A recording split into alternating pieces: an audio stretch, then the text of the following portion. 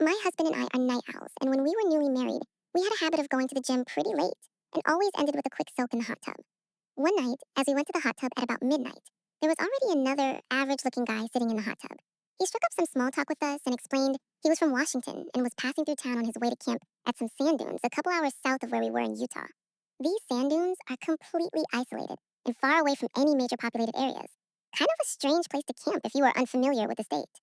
He also tells us he is a house painter and just works through referrals because that way he can work on the fly and can't be tracked. Okay, this guy is really talkative. Like, we can barely get a word in and are mostly just sitting there listening. Somehow he turns the conversation to conspiracy theories 9/11, Gov controlling us, etc. At this point, we just kind of politely pretend to be interested, but I am starting to get weird vibes from him. The guy starts telling us drug stories about how he has always loved to party. His neighbors ended up hating him because he was always partying.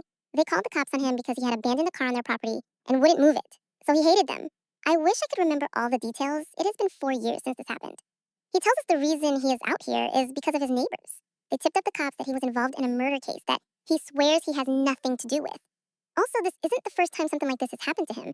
He was getting too much media attention, so he had to leave, and has been camping the whole trip so the cops can't find him.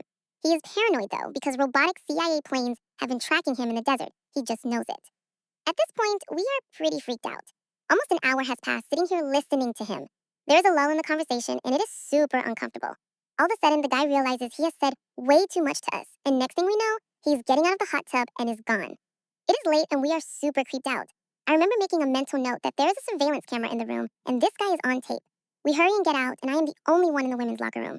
My heart was beating so fast, and you know I was getting dressed faster than I ever had before. Once we leave and drive home, we are both agreed this guy definitely had something to do with the murder he was talking about. We make sure all the doors are locked, and I am freaking out that he followed us or something. My husband is usually calm and never freaks out about stuff like this, but he had his gun ready to load just in case.